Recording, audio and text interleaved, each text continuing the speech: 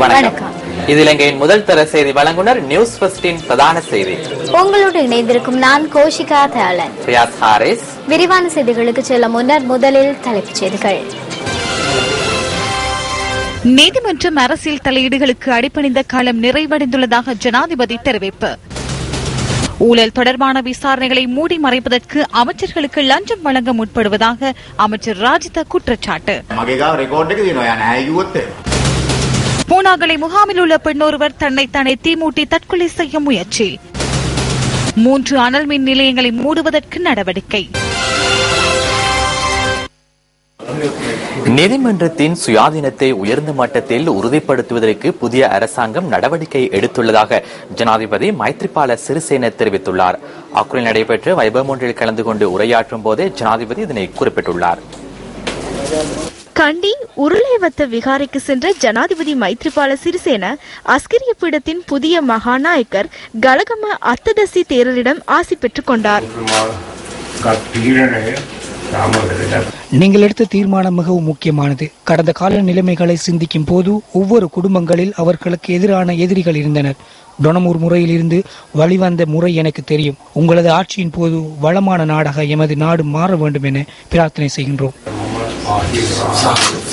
அதன் பின்னர் அக்குரணி பிரதேச சபையின் புதிய கட்டடத்தை திறந்து வைக்கும் நிகழ்வில் ஜனாதிபதி கலந்து கொண்டார்.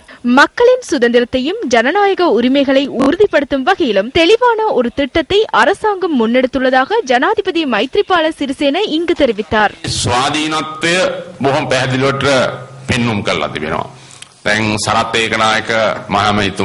நீதிமன்றத்தின் சுயாதீன தன்மையை வெளிப்படுத்தி இருக்கின்றோம். முதலமைச்சரை விலக்க வேண்டும் என சில உறுப்பினர்கள் சத்திய கடதாசியில் கையொப்பமிட்டுள்ளதாக தெரிவித்து முதலமைச்சர் சரத் ஏகநாயக்க மேன்முறையீட்டு நீதிமன்றத்திற்கு சென்றார். அங்கு விசாரணை செய்யப்படும் வரை எதையும் செய்ய முடியாது என்று நீதிமன்றத்தில் தடை உத்தரவை பெற்றுக் கொண்டார். கோட்டாபய ராஜபக்சவின் விசாரணைகளின் போது கைது செய்ய வேண்டாம் என அவர் நீதிமன்றத்தில் கோரிக்கை விடுத்திருந்தார். அவ்வாறு கைது செய்ய வேண்டாம் என நீதிமன்றம் உத்தரவிட்டது. தற்போது அரசாங்கம் நீதிமன்றத்துக்கு சுயாதீனமாக செயற்படுவதற்கு இடமளித்திருக்கிறது என்பது இதனூடாக தெளிவாகின்றது.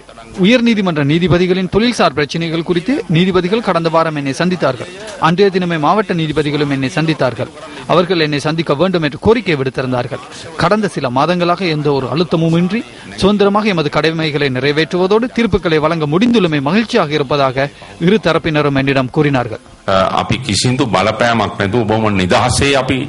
අපේ රාජකාරී කටයුතු කරන නඩු විභාගලා තීන්දුව දෙනවායි කියන්නේ. 234 உள்ளூராட்சி மன்றங்களுக்கான பதவிக்காலம் நாளையுடன் நிறைவடைகின்றது. இந்த உள்ளூராட்சி மன்றங்கள் நாளை முதல் விசேட ஆணையாளர்களின் கட்டுப்பாட்டின் கீழ் இயங்க உள்ளன. 20வது திருத்தம் நிறைவேற்றப்பட்டதன் பின்னர் பொது தேர்தல் நடத்தப்படும் என அமைச்சரவையின் தீர்மானங்களை அறிவிக்கும் ஊடகவியலாளர் சந்திப்பில் அமைச்சர் ராஜித சேனரத்ன இன்று தெரிவித்தார். நாட்டில் 335 உள்ளூராட்சி மன்றங்கள் இயங்குகின்றன. அவற்றில் 234 உள்ளூராட்சி மன்றங்களின் பதவிக்காலம் நாளை நிறைவடைவதுடன் ஏனைய 65 உள்ளூராட்சி மன்றங்களின் பதவிக்காலம் ஜூலை 31ஆம் தேதி நிறைவடைகின்றது. 2 உள்ளூராட்சி மன்றங்களின் பதவிக்காலம் அக்டோபர் 31ஆம் தேதி நிறைவடைய உள்ளது. நேற்று சமர்ப்பிக்கப்பட்ட அமைச்சரவை பத்திரத்துக்கு அமைய இந்த உள்ளூராட்சி மன்றங்களின் பதவிக்காலத்தை நீடிக்காதற்கு அமைச்சரவை தீர்மானித்துள்ளது. தொகுதிவாரி மற்றும் விகிதாசார முறைக்கு அமைய உள்ளூராட்சி மன்றங்களுக்கு பிரதிநிதிகளை தெரிவு செய்யும் போது அந்தந்த தொகுதிகளின் உறுப்பினர்களுக்கு வாய்ப்பு கிடைக்கும் வகையில் தேர்தல் முறையில் மாற்றம் கொண்டுவரப்பட உள்ளது. அதன்படி செயற்படுவதற்கு அரசாங்கம் தீர்மானித்துள்ளது. அது குறித்து அமைச்சரவை கவனம் செலுத்தியுள்ளது. இதேவேளை தேர்தல் முறைமையை மாற்றுவதற்காக முன்வைக்கப்பட்டுள்ள 20வது அரசியலமைப்பு திருத்தம் தொடர்பில் கண்டறிந்து அறிக்கையிடுவதற்காக அமைச்சரவை உபக்குழு ஒன்று நியமிக்கப்பட்டுள்ளது. இந்த விடயம் தொடர்பில் அமைச்சரவை கூட்டத்தில் நேற்று விரிவாக கலந்துரையாடப்பட்டது. இறுதியில் அமைச்சரவை உபக்குழு ஒன்று நியமிக்கப்பட்டது. சரத் அமனுகம தலைமையில் எஸ்பி திசாநாயக்க, லக்ஷ்மண் கிரியல்ல, கபீர் ஹாஷிம், சம்பிக்க ரணவக்க, ரவுப் ஹகீம், கயந்த கருணா திலக்க, பழனி திகாம்பரம், ரிஷாட் பதியுதீன் ஆகிய அமைச்சர்கள் இந்த குழுவில் உள்ளடங்குகின்றனர். எதிர்வரும் 20ஆம் தேதி நடைபெறவுள்ள அமைச்சரவை கூட்டத்தில் இறுதி அறிக்கை சமர்ப்பிக்குமாறு கோரப்பட்டுள்ளது. 20வது திருத்தத்தினை நிறைவேற்றுவதற்கு எதிர்பார்த்துள்ளோம். அதுவே எமது தேர்தல் வாக்குறுதி. அதன் பின்னரே இம்முறை தேர்தலை எப்போது நடத்துவது என்பது குறித்து தீர்மானிப்போம். நிதி மோசடி தொடர்பில் வாக்குமூலம் பதிவு செய்வதற்காக திலீப் ஜெயவீர நிதி மோசடி விசாரணை பிரிவுக்கு இன்று அழைக்கப்பட்டிருந்தார்.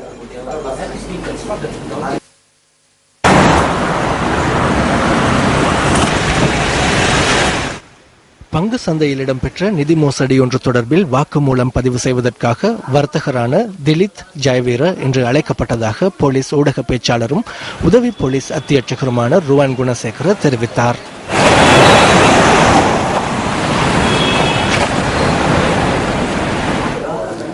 பூனாகலை மாக்கந்த தொழிற்சாலையுள்ள முகாமில் தங்கியுள்ள பெண் ஒருவர் தனது உடலில் மண்ணெண்ணெயை ஊற்றி தற்கொலை செய்து கொள்ள முயற்சித்துள்ளார்.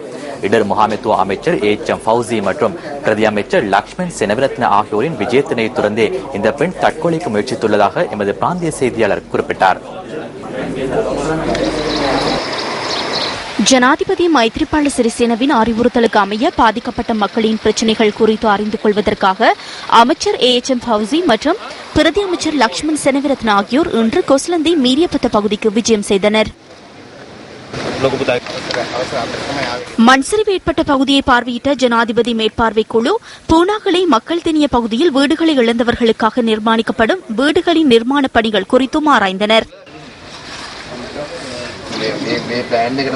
பின்னர் பூனாகலை மாக்கந்த தொழிற்சாலை முகாமில் தங்கியுள்ள பாதிக்கப்பட்ட மக்களையும் இந்த குழுவினர் சந்தித்து கலந்துரையாடினர். இந்த மாத இறுதிக்குள் 4 வீடுகளை நிறைவு செய்வோம். மேலும் 75 வீடுகளை அமைப்பதற்கு நடவடிக்கை முன்னெடுக்கப்பட்டு வருகின்றன. அவை செப்டம்பர் மாதமாகும் போது நிறைவடையும். இங்கு தங்கியிருக்கின்ற அப்பாவி மக்களுக்கு விரைவாக வீடுகளை கையளிக்க வேண்டும்.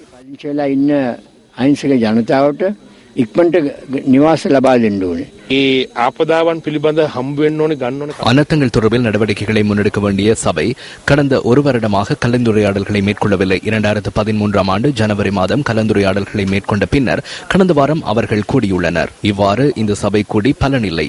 நீங்கள் சென்று சரியான தகவல்களை பெற்று சட்ட ரீதியில் முன்னெடுக்க வேண்டிய விடயங்களை முன்னெடுக்குமாறு ஜனாதிபதி எமக்கு ஆலோசனை வழங்கினார்.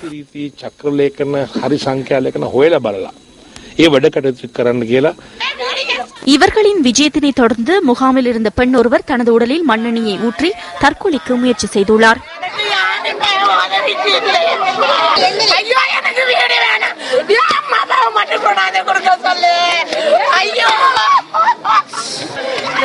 அதன் பின்னர் முகாமில் உள்ள மக்கள் அவரை காப்பாற்றியுள்ளனர். இங்க இருக்க பொதுமக்கள் அவ்வளவு பேத்துக்கும் ஒன்னு பாஸ்போர்ட்டை செஞ்சு இந்தியாவுக்கு, நாங்க இந்தியா வம்சாவளியா இருந்தா இந்தியாவுக்கு அனுப்பிவிடுங்க. அப்படி இல்லாட்டி போனா அரசாங்கத்துக்கு முடியும், எங்களை வச்சிருக்கவும் முடியும், என்னவும் செய்ய முடியும். ஆகையால் அரசாங்கத்துக்கு முடிஞ்சா எங்களுக்கு வீடு கட்டி எங்களால இந்த மீறிபத்த மண்சரிவுனால உலக நாடே நங்கட கொடுத்துருக்கு. ஒரு நங்கடையிலாவது எங்களுக்கு இன்னொரு வீடை கட்டி கொடுத்துருக்கலாம். ஆனா ஒரு நங்கடைய கூட எங்களுக்கு சரியான முறையில செஞ்சு கொடுக்கல. எங்களுக்கு வீடு கட்டிச்சாங்க. அந்த வீடு கட்டி கொடுக்காதனாலதான் பிரச்சனைனாலதான் நான் உண்மையிலே உயிரை விடுற அளவுக்கு கூட போயிருக்கிறோம். கூடிய சீக்கிரம் எங்களுக்கு வீட்டை கட்டித்தாங்க. மீரியப்பத்த மண் சரிவில் வீடுகளை இழந்தவர்களுக்கான வீடமைப்பு திட்டத்தின் அடிக்கல் நாட்டும் நிகழ்வு கடந்த வருடம் டிசம்பர் மாதம் 18ஆம் தேதி முதற் தடவையாக நடைபெற்றது. பூனாகலி அம்பித்திகந்த பெட்டிகள பிரிவில் பாதிக்கப்பட்ட மக்களுக்கான வீடுகளின் அடிக்கல் நாட்டப்பட்டது. பின்னர் கொஸ்லாந்த மண் சரிவினால் பாதிக்கப்பட்ட மக்களுக்கான நிரந்தர வீடுகளை அமைப்பதற்காக அடிக்கல் நாட்டும் நிகழ்வு பூனாகலி மக்கள் திணிய பகுதியில் நடைபெற்றது. இந்த வருடம் மார்ச் மாதம் 1ஆம் தேதி நடைபெற்ற 2வது அடிக்கல் நாட்டும் நிகழ்வில் அரசியல்வாதிகள் பலர் கலந்து கொண்டிருந்தனர். வீடுகள் வழங்கப்படும் என்ற வாக்குறுதிகள் வழங்கப்படுவதுடன் அடிக்கல் நாட்டிய பின்னர் மந்தகதியில் நிர்மாண பணிகள் முன்னெடுக்கப்படுவது பிரதேச மக்களிடையே அதிருப்தியை ஏற்படுத்தியுள்ளது. பூனாகலை மாக்கந்த தொழிற்சாலையில் பெண் ஒருவர் மண்ணெண்ணெயூற்றி தற்கொலை செய்து கொள்ள முயற்சித்த விடயம் தொடர்பில் நாங்கள் செய்தி வெளியிட்டிருந்தோம். இந்த செய்தியை பார்த்த பிரஜைகள் முன்னணி செயலாளர் நாயகம் பாராளுமன்ற உறுப்பினர் ஜெய ஸ்ரீரங்கா அவர்கள் தற்பொழுது நேரடியாக தொலைபேசி மூலம் இணைந்து கொண்டிருக்கின்றார். வணக்கம். வணக்கம். இந்த செய்தி உண்மையில் ஏற்கனவே ஒரு சந்தர்ப்பத்திலும் நான் கூறியிருந்தேன். அதாவது மீடியா பத்தி உலக தலைவர்கள், இந்திய பிரதம மந்திரி மோடி மற்றும் அமெரிக்க ஜனாதிபதி ஒபாமா உட்பட பலர் இந்த மீடியா பற்றி அனர்த்தம் பற்றி பேசியிருந்த ஒரு மலைய மக்களை பற்றி பேசிய ஒரு விடயம் இலங்கை சுதந்திரம் அடைந்தது. இந்த விடயத்தில் மாறி மாறி கல்லு வைத்து தங்களது அரசியல் லாபங்களை தேர்வுத்தார். இந்த கிட்டத்தட்ட இந்த புதிய அரசாங்கம் ஜனவரி மாதம் 8ஆம் தேதி வந்து இந்த கிட்டத்தட்ட 4 மாதங்கள் ஓடி கொண்டிருக்கின்றன. இந்த 4 மாதங்களில் அவர்களுக்கு அழகான வீடுகளை கட்டி கொடுத்திருக்க முடியும் நிச்சயமாக. எனவே உண்மையில் அது கொடுக்கப்படவில்லை. இந்த மக்கள் உண்மையில் அன்று கஷ்டப்படுகின்ற பொழுதும், அதாவது ராஜபக்ச அரசாங்கத்தில் அவர்கள் கஷ்டப்படுகின்ற பொழுதும், அப்பொழுதும் பிரதி அமைச்சராக இருந்தவர்களும் இப்பொழுதும் கல்லுகளை வைத்து அன்று ராணுவத்தினை போட்டு இந்த மக்களை குளிக்க விடாமல், இந்த மக்களுக்கு வந்த நிவாரணங்களை உரிய முறையில் வழங்க விடாமல் இருக்கின்ற பொழுதும் அன்று இந்த மலையகத்தைச் சேர்ந்த அரசியல்வாதிகள் வரவில்லை. கிட்டத்தட்ட ராணுவ முகாம்களில் இவர்களை அடக்கி ஒடுக்கின முறையில் வைத்து ஒரு கைது செய்யப்பட்ட கைதிகள் போல் இந்த மக்களை நடத்துகின்ற பொழுது உண்மையில் நான் அங்கு சென்றிருந்த பொழுது கூட எனக்கும் ராணுவத்திற்கும் வாக்குவாதம் ஏற்பட்டது. இது சபாநாயகர் அவர்கள் ஸ்பீக்கர் கூட எனக்கு சொல்லியிருந்தார் ராணுவத்துடன் இப்படி பேசக்கூடாது என்று. ஆனால் இன்றும் பார்க்கின்ற பொழுது, இன்று ஒரு நல்லாட்சி என்று வந்திருக்கின்ற பொழுது கூட இந்த மக்களின் நலன்களில் என்றும் அக்கறை காட்டப்படவில்லை. இன்று கல்லுகள் வைத்துக் கொண்டு போகிறார்கள். ஆனால் வைத்த கல்லுகளில் புல்லு முளைத்துக் கொண்டிருக்கின்றது. ஆனால் வைத்த கற்கள் ஏனைய கற்களை விட இந்த மக்கள் உண்மையில் துன்பத்தில் ஆழ்ந்த மக்கள். இந்த நிலைமையை காட்டி நுவரெலியா மாவட்டம், மதுரை, பண்டாரவளை எல்லாம் வீடுகளை கட்ட முடியும். ஆனால் துரதிருஷ்டவசமாக இதில் பாதிக்கப்பட்டவர்களுக்கு கூட வீடு கட்டி முடிக்க முடியாத ஒரு துர்ப்பார்க்கிய நிலைமைக்கு ஏற்பட்டிருக்கிறது. எனவே இனிவரும், அதாவது இயற்கை அனர்த்தம் அளித்தது, இந்த செயற்கையாக ஒரு பெண் இறந்திருக்கின்றார். எனவே இனிமேல் இருக்கின்றவர்களும் காப்பாற்றுவதற்கு அரசியல் லாபங்களை துறந்து இணைந்து செயற்பட வேண்டும் என்று நான் உண்மையில் அங்கிருக்கின்ற மலையத்தை சென்ற சகல அரசியல்வாதிடம் வேண்டுகோள் விளக்குகிறோம். அவருடன் இணைந்து செயற்படுவதற்கு நாங்கள் தயாராக இருக்கின்றோம். ஆனால் 4 மாதங்கள் நிச்சயமாக காணும் ஒரு வீடுகளை கட்டி கொடுத்து முடிப்பதற்கு. எனவே உரிய முறையில் நடவடிக்கை எடுக்க வேண்டும். இந்த மக்களின் பிரச்சனையை உடனடியாக தீர்க்கப்பட வேண்டும். இனிவரும் பாராளுமன்றங்களிலும் நாங்கள் இதற்காக பேசுகிறோம் என்பதை நான் தெரிவித்துக் கொள்ள விரும்புகின்றேன். நன்றி பார்லமெண்ட் உறுப்பினர் அவர்களே. அது பூனாகலை மாக்கந்த தொழிற்சாலையில் பெண் ஒருவர் மண்ணெண்ணெய் ஊற்றி தற்கொலை செய்து கொண்ட சம்பவம் தொடர்பில் செய்தியை கேட்டவுடன், தற்கொலை செய்து கொள்ள முயற்சித்த செய்தியை கேட்டவுடன் பிரஜைகள் முன்னணி செயலாளர் நாயகமும் பாராளுமன்ற உறுப்பினருமான ஜெய ஸ்ரீரங்க அவர்கள் நேரடியாக எம்முடன் தொடர்பினை ஏற்படுத்தியிருந்தார்.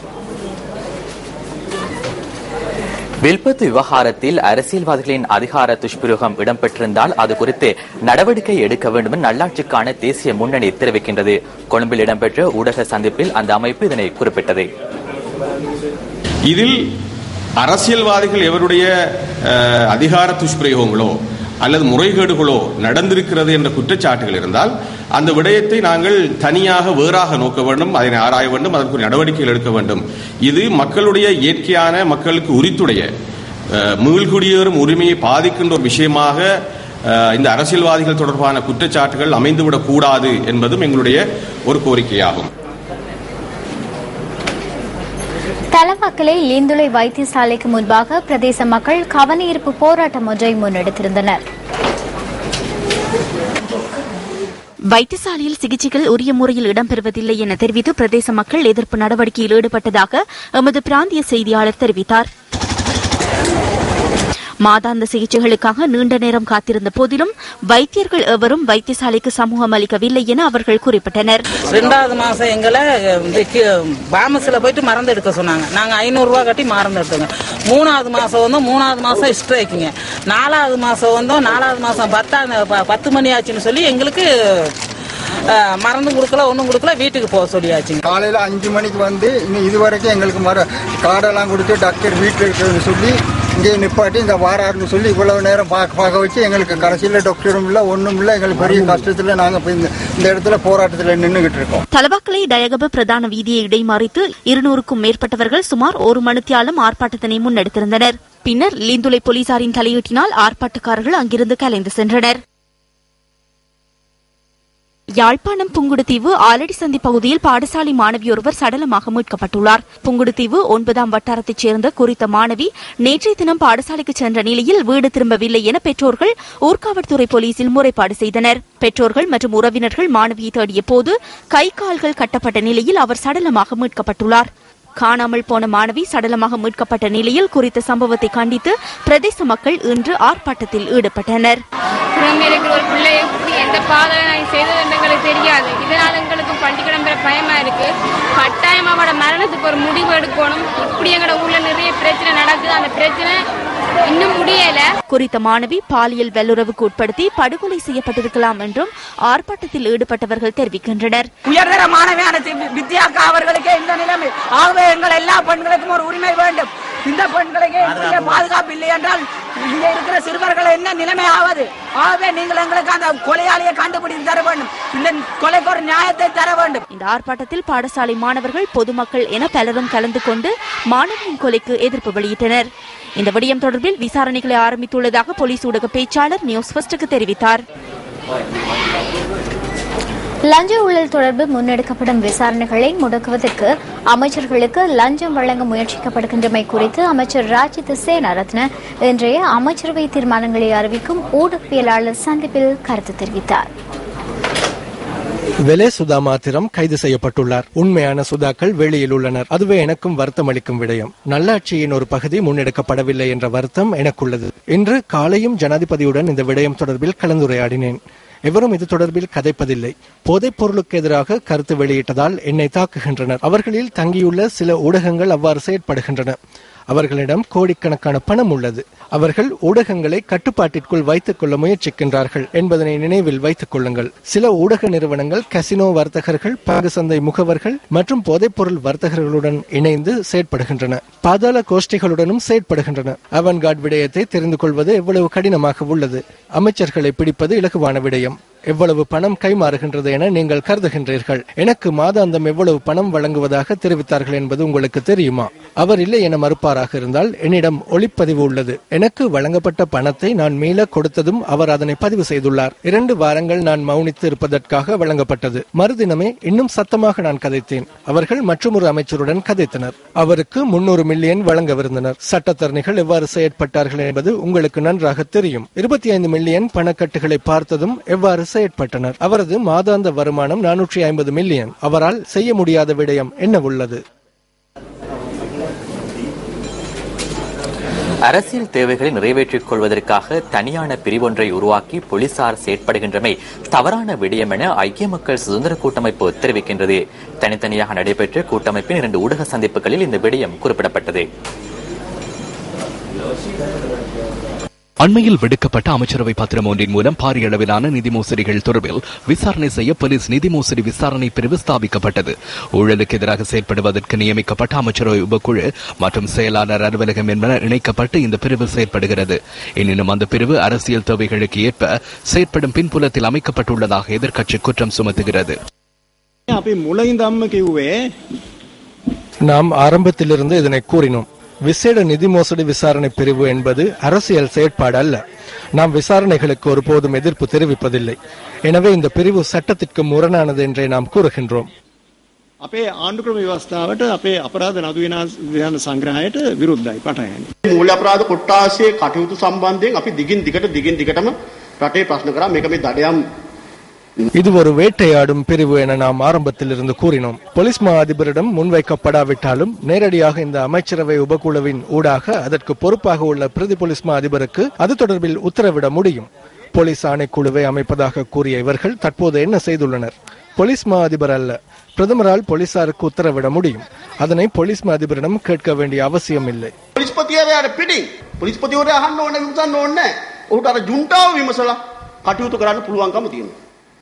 இதேவேளை அரசியல் நோக்கத்திற்காக தொழில்துறை சார்ந்தவர்களுக்கு இடையூறு விளைவிப்பதை வன்மையாக கண்டிப்பதாக சமய தலைவர்கள் உள்ளிட்ட பல்வேறு தரப்பினரும் தெரிவிக்கின்றனர்.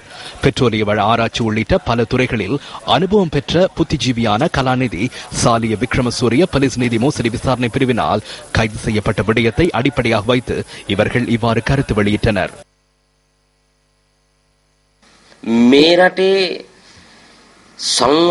இந்த நாட்டின் அபிவிருத்தியை முன்னெடுக்கும் பொறுப்பு பரீட்சைகளில் சித்தியடைந்த திறமையானவர்களுக்கு வழங்கப்பட வேண்டும். சாலிய விக்ரமசூரிய எமது நாட்டின் ஒரு முக்கியமான மனித வளம். நாட்டின் அபிவிருத்திக்கு பங்களிப்பு நல்கிய ஒருவரை கைது செய்வதில் பிரச்சனை இல்லை. எனினும் கைது செய்த முறையும் அவசர நடைமுறையுமே சந்தேகத்தை ஏற்படுத்தியுள்ளது. ගැනීමේ ක්‍රමවේදය හා ඉක්මන් ක්‍රමවේදය පිළිබඳ තමයි අපිට சக பகலா தீන්නේ. சிறு சிறு குற்றங்கள் செய்தவர்களை நாங்கள் இன்றைக்கு இந்த அரசாங்கம் கைது செய்து பிடித்து அரசு பண்ணி கொண்டிருக்காங்க. உதாரணமாக சாலிய விக்ரம அவர்களை எடுத்துக்கொண்டா அவர் ஒரு கல்விமான், அவர்களை கைது செய்யப்பட்டது. ஆனால் அதே போன்று மத்திய வங்கி ஆளுநர்கள் சம்பந்தமாக பாரிய குற்றங்கள் சுமத்தப்பட்டிருக்கிறது. இது நிரூபிக்கப்பட்டும் கூட எந்த விதமான நடவடிக்கைகளும் இந்த அரசாங்கம் எடுக்கவில்லை. இப்படி எடுக்காம இருந்தா இந்த நல்லாட்சியை கொண்டு செல்வதற்கு எந்த ஒரு வாய்ப்பும் ஏற்பட மாட்டாது. இந்த இலங்கை திருநாட்டில் சிறு தவறு புரிகின்ற அதிகாரிகள் உடனடியாக கைது செய்வதை நாங்கள் அறியக்கூடியதாக இருக்கின்றது. அதே போன்று பெரு தவறுகள் புரிகின்றவர்கள், அந்த தவறுகளுக்கு உடந்தையாக இருப்போர்கள் எவருமே கைது செய்யப்படுவதில்லை. ஆனால் இதன் பின்னடைவில் அரசியல்வாதிகளாக இருக்கட்டும், வேறு யாராக இருக்கட்டும், அனைவரும் இதில் தண்டிக்கப்பட வேண்டியவர்களாக இருக்கின்றார்கள். உதாரணமாக, வெளிநாடுகளில் இருந்து கடத்தல் செய்கின்ற ஹெரோயின் போன்ற மது போதைகளை கடத்தல் செய்கின்றவர்கள், அதற்கு உடந்தையாக இருப்போர்கள் போன்ற எவருமே கைது செய்யப்படுவதாக நாங்கள் அறிந்ததில்லை. நாம் அரசாங்கத்திடம் ஒரு விடயத்தை கூறுகின்றோம். சாலிய விக்ரமசூரிய தொடர்பில் உரிய விசாரணைகளை மேற்கொண்டு அவருக்கான சலுகைகளை பெற்றுக் கொடுங்கள். இந்த பிரிவு மூலம் சாலிய விக்ரமசூரிய மாத்திரமல்ல, வேறு சிலரும் கைது செய்யப்பட்டு அவர்களின் நட்பெயர்களுக்கு களங்கம் விளைவிக்கப்படலாம்.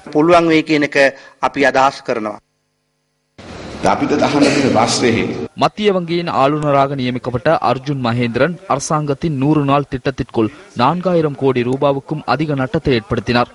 அதாவது 5 வருடங்கள் சமுர்த்தி வழங்குவதற்கான சமமான தொகையாகும். அர்ஜுன மகேந்திரன் போன்றவர்களை புதிதாக சிறைச்சாலைகளை அமைத்து அடைக்க வேண்டும். எவ்வித அச்சமுமின்றி செயற்பட்டு அரசாங்கத்தை மாற்றி புதிய அரசாங்கம் அமைக்கப்பட்டது. புதிய அரசாங்கம் ஆட்சிக்கு வந்து 1.5 மாதங்களில் எவ்வித அச்சமுமின்றி திருட்டு சம்பவங்களில் ஈடுபட தைரியத்தை உருவாக்கியுள்ளது போதாதா? யார் இந்த தைரியத்தை கொடுத்தது? ரணில் விக்ரமசிங்கவை கொடுத்துள்ளார்.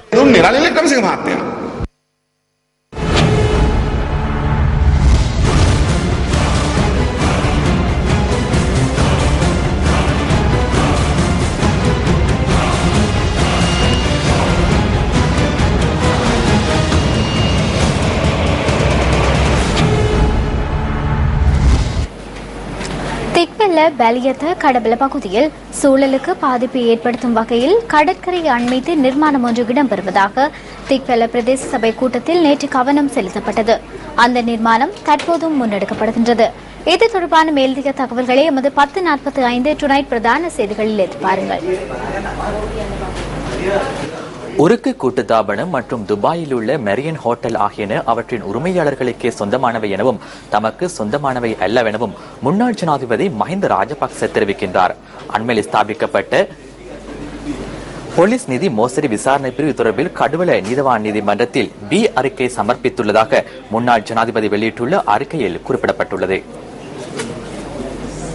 உருக்கு கூட்டுத்தாபனத்தில் முதலீடு செய்யப்பட்டுள்ள $48 மில்லியன், துபாயில் உள்ள மெரியன் ஹோட்டலில் முதலீடு செய்யப்பட்டுள்ள $190 மில்லியன் உண்மையில் தமக்கே சொந்தமானது எனவும் அதன் உரிமையாளர்கள் என தெரிவிக்கப்படும் நபர்களுக்கு அவை சொந்தமானது அல்ல என கிடைத்துள்ள முறைப்பாடு தொடர்பில் விசாரணை செய்யப்படுவதாக தெரிவித்து அந்த பி அறிக்கை தாக்கல் செய்யப்பட்டுள்ளதாக முன்னாள் ஜனாதிபதி குறிப்பிடுகின்றார். பெயர் குறிப்பிடப்படாத கடிதம் ஒன்றை அடிப்படையாக கொண்டு விசாரணை ஆரம்பிக்கப்பட்டுள்ளதாக அந்த பி அறிக்கையில் குறிப்பிடப்பட்டுள்ளதாக அந்த அறிக்கையில் சுட்டிக்காட்டப்பட்டுள்ளது. பெயர் குறிப்பிடப்படாத கடிதம் ஒன்றை அடிப்படையாக கொண்டு விசாரணை ஆரம்பிக்கப்பட்டுள்ளதாகவும் போலீசார் செயற்படும் விதம் விசித்திரமானது என்றும் முன்னாள் ஜனாதிபதி கூறுகின்றார். போலீஸ் நிதி மோசடி விசாரணை பிரிவு அரசியல் எதிரிகளுக்கு எதிராக போலி குற்றச்சாட்டுகளை முன்வைத்து அவர்களை சிறையில் அடைப்பதாக ஸ்தாபிக்கப்பட்டது எனவும் அதன் செல்லுபடித்தன்மை தொடர்பில் உயர் நீதிமன்றத்தில் வழக்கு நிலுவையில் உள்ளதாகவும் முன்னாள் ஜனாதிபதியின் அறிக்கையில் தெரிவிக்கப்பட்டுள்ளது. ஐக்கிய தேசிய கட்சியின் இணைப்பாக செயற்படும் இந்த பிரிவானது மறைக்கப்பட்டுள்ள சொத்துக்கள் தொடர்பில் தமக்கு எதிராக வழக்கு தாக்கல் செய்யப்பட்டுள்ளதாக மக்களுக்கு எடுத்துக்காட்டுவதற்காக குறித்த பி அறிக்கை சமர்ப்பிக்கப்பட்டுள்ளதாக முன்னாள் ஜனாதிபதி கூறுகின்றார்.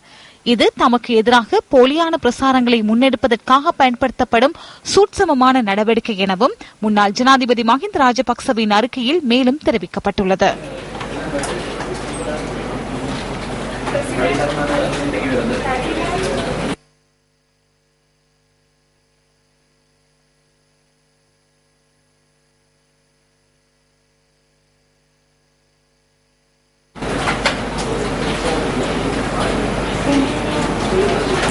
வத்தலை ஹேந்தல பகுதியில் நேற்று நடைபெற்ற கூட்டம் ஒன்றில் கலந்து கொண்ட ஜனநாயக கட்சியின் தலைவர் ஃபீல்ட் மார்ஷல் சரத் பொன்சேகா கருத்து தெரிவித்தார்.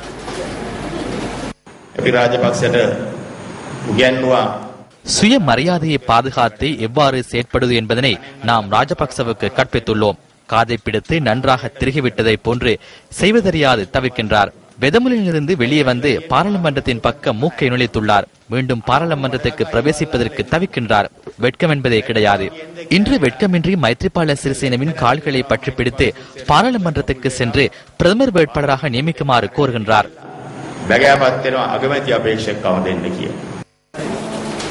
3 அனல் மின் உற்பத்தி நிலையங்களை இந்த வருடத்தில் மூடிவிடுவதாக மின்சக்தி எரிசக்தி அமைச்சர் சம்பிக்க ரணவக்க தெரிவித்துள்ளார். அது தொடர்பில் செய்யப்பட்டுள்ள உடன்படிக்கைகளில் மூலம் கிடைக்கும் நட்டத்தை கருத்தில் கொண்டு இந்த தீர்மானம் எடுக்கப்பட்டுள்ளதாக அமைச்சர் கூறினார். மாத்தறை, புத்தளம் மற்றும் அம்பிலிப்பிட்டி ஆகிய அனல் மின் உற்பத்தி நிலையங்களை மூடிவிடுவதாக அமைச்சர் சம்பிக்க ரணவக்க இன்று தெரிவித்தார். அந்த மின் உற்பத்தி நிலையங்களுக்காக அலகு கட்டணமாக வருடாந்தம் 3000க்கும் 3500 மில்லியன் ரூபாவிற்கும் இடைப்பட்ட தொகையை செலுத்த வேண்டியுள்ளமையே இதற்கு பிரதான காரணமாகும். கலனிதிச அனல் மின் உற்பத்தி நிலையம் மாத்திரம் தொடர்ந்தும் இயங்கும் என அமைச்சர் கூறினார். மாத்தர ஏஸ் பலாகாரே மெகாவாட் 20යි அம்பிலிப்பிட்டி ஏஸ் பலாகாரே மாத்தறை அனல் மின் உற்பத்தி நிலையம் மூலம் 20 மெகாவாட்டும், அம்பிலிப்பிட்டி மின் உற்பத்தி நிலையம் மூலம் 100 மெகாவாட்டும், புத்தளம் மின் உற்பத்தி நிலையம் மூலம் 100 மெகாவாட்டும் உற்பத்தி செய்யப்படுகின்றது. எனவே அந்த மின் உற்பத்தி நிலையங்களை மூடிவிட தீர்மானித்துள்ளோம். அத்துடன் அந்த மின் உற்பத்தி நிலையங்களுக்காக இலங்கை மின்சார சபைக்கு அலகு கட்டணமாக வருடாந்தம் 3000க்கும் 3500 ரூபாவுக்கும் இடைப்பட்ட தொகையை செலுத்த வேண்டி ஏற்பட்டது. இலங்கை மின்சார சபை மின்வெளிவை விநியோகித்தாலும் விநியோகிக்காவிட்டாலும் அந்த கட்டணத்தை செலுத்த வேண்டி ஏற்பட்டது. அதன்படி 3600 மில்லியன் ரூபாய் சேமிக்கப்படும். ඒ අනුව මේ මිලියන 3600 අපට ඉතුරු වෙනවා. எரிபொருள் இறக்குமதிக்காக கைச்சாத்திடப்பட்டிருந்த 5 உடன்படிக்கைகளை ரத்து செய்வதற்கும் நடவடிக்கை எடுக்கப்பட்டுள்ளதாக அமைச்சர் இங்கு கூறினார். பெட்ரோலிய கூட்டுத்தாபனம் இதுவரை காலமும் இலங்கைக்கு எரிபொருள் இறக்குமதி செய்த 5 உடன்படிக்கைகளை ரத்து செய்யுமாறு விடுக்கப்பட்ட கோரிக்கைக்கு அமைச்சரவை அனுமதி வழங்கியுள்ளது. செய்திகள் தொடர்கின்றன. தேசத்தை ஒன்றிணைக்கும் ஒற்றுமை பயணம் வாகன தொடரணி இன்று மாலை கந்தளாயை சென்றடைந்தது. வாகன தொடரணி இன்று முற்பகல் பதவிய பகுதியிலிருந்து பயணத்தை ஆரம்பித்திருந்தது.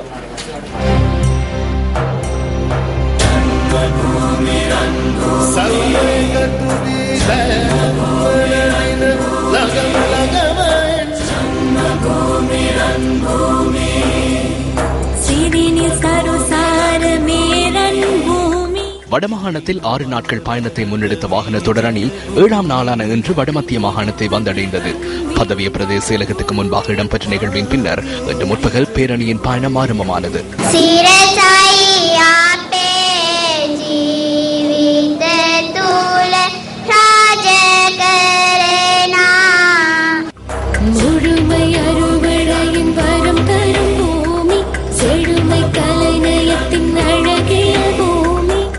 பதவிய மக்களின் அமோக வரவேற்புக்கு மத்தியில் வாகன தொடரணி தனது பயணத்தை முன்னெடுத்திருந்தது. இந்த செயற்திட்டம் காலத்திற்கு பொருத்தமானது என நாம் நம்புகின்றோம்.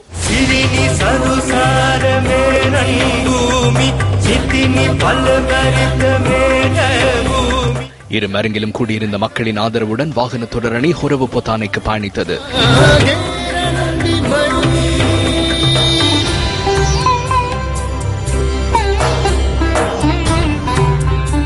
வாகன தொடரணியை வரவேற்கும் வகையில் ஹொரவு பொத்தானையில் நிகழ்வு ஒன்றும் ஏற்பாடு செய்யப்பட்டிருந்தது.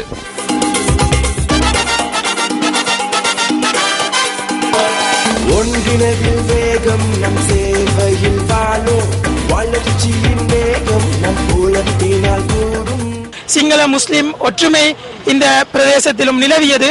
அது மட்டுமல்லாது இவ்வாறான பயணம் எதிர்காலத்திலும் இலங்கை இருக்கின்ற இன மத ஒற்றுமையையும் ஐக்கியத்தையும் ஏற்படுத்தும் என்பதில் எவ்வித சந்தேகமும் இல்லை. ஒற்றுமைக்கான பயணம் வாகன தொடரணி 21வது நகராக கந்தளாயை சென்றடைந்தது. சமாதானத்திற்கான செய்தியுடன் பயணித்த தொடரணிக்கு மக்கள் அமோக வரவேற்பு அளித்தனர். கந்தளாய் மக்கள் வாகன தொடரணிக்கு தமது வாழ்த்துக்களையும் ஆசீர்வாதத்தையும் வழங்கியிருந்தனர். சிரச, சக்தி, நியூஸ் ஃபர்ஸ்ட், கொழும்பு துறைமுக நகரம் மற்றும் தேசிய இளைஞர் சபைகள் மன்றம் ஆகியன இணைந்து முன்னெடுத்துள்ள இந்த வாகன தொடரணி நாளை திருகோணமலை வாழைச்சேனை ஊடாக மட்டக்களப்பு நோக்கி பயணிக்க உள்ளது.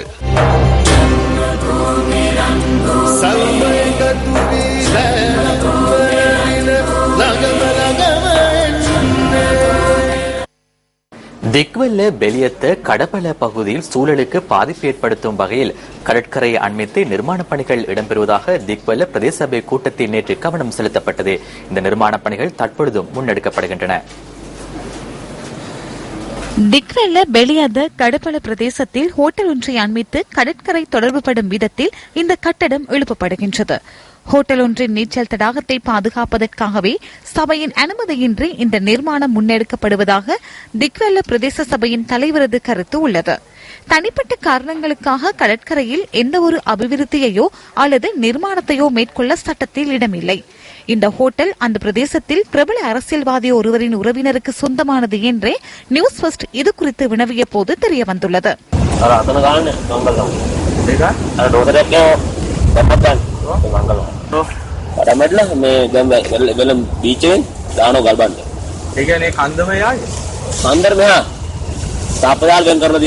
இது குறித்து வினவும் பொருட்டு கடற்கரை பாதுகாப்பு திணைக்களத்தின் மாத்திரை அலுவலகத்துக்கு நாம் சென்றோம். இதன்போது வளைய பொறியியலாளர் அலுவலக தொலைபேசியூடாக எம்முடன் தொடர்பு கொண்டதுடன் குறித்த நிர்மாணம் தொடர்பில் கொழும்பு தலைமை அலுவலகத்திற்கு தெரிவிக்கப்பட்டுள்ளதாக கூறினார்.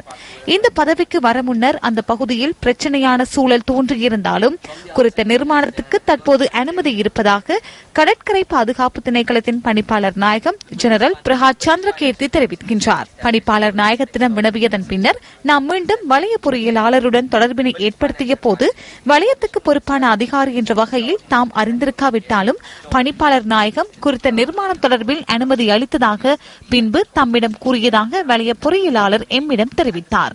2 மாதங்களுக்கு முன்னர் இது தொடர்பில் யோசனைகள் அடங்கிய தமது அறிக்கை தலைமை அலுவலகத்திற்கு அனுப்பப்பட்டதாகவும் நிர்மாணித்து அனுமதி அளிக்கப்பட்டது என்ற பிரதி எதிர்காலத்தில் தமக்கு கிடைக்கும் எனவும் அவர் குறிப்பிட்டார்.